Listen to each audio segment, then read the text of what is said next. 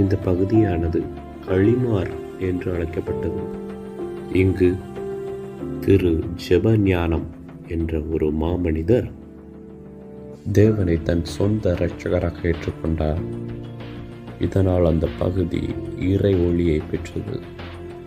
அதுவரையிலும் அங்கு வாழ்ந்த மக்கள் வறுமையினால் வாடினர். நிலப்பகுதிகள் முழுவதும் பனைமர கூட்டங்களாக காணப்பட்டது. தண்ணீர் தட்டுப்பாடு விவசாயத்திற்கு மிகவும் சவாலாக இருந்தது. மழை காலங்களில் வரும் வெள்ளத்தை சேகரித்து வைக்க முடியாத நிலை இருந்தது.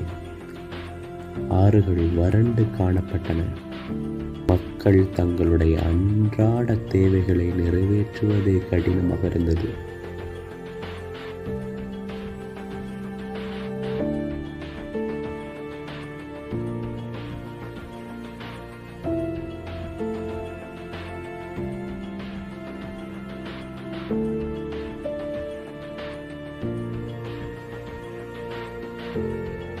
இதை கண்டு கவலையடைத்த திரு ஜெபஞானம் அவர்கள் இந்த மக்களின் வாழ்க்கையை முன்னேற்றுவதற்காக தன்னால் ஈன்ற பல உதவிகளை செய்தார்.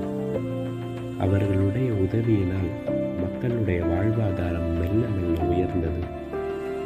இந்நிலையிலே ஜெபஞானம் அவர்களுடைய இரண்டாவது மகன் திரு செல்வநாயகம் அவர்கள் தன்னுடைய தந்தையின் வழியை பின்பற்றி பள்ளி படிப்பை முடித்த பின்னர் ஆண்டவருடைய காரியங்களுக்கு அதிக ஈடுபாடு கொடுத்தார்.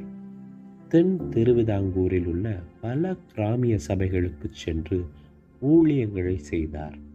இவர் தேவனை தன் சொந்த இரட்சகராக ஏற்றுக்கொண்டு தேவனுக்காக தன்னுடைய வாழ்நாள் முழுவதும் ஊழியங்களை செய்து வந்தார். இந்நிலையிலே 14/9/1912 திரு ஜே செல்வநாயகம் சுவிசேஷகருக்கும் திருமதி ஞானவடி அவர்களுக்கும் மூத்த மகனாக பிறந்தவர் நமது பள்ளியின் நிறுவனர் திரு ஞானராஜ் அவர்கள். இவர் சிறு வயது முதல் கொண்டே தேவனுடைய அன்பை களிமார் கிராம மக்களுக்கு அறிவித்தார். அதோடு மட்டுமல்லாமல் தன் கிராம மக்களின் அவல நிலையை மாற்ற வேண்டும் என்று அதிக ஆர்வம் கொண்டார்.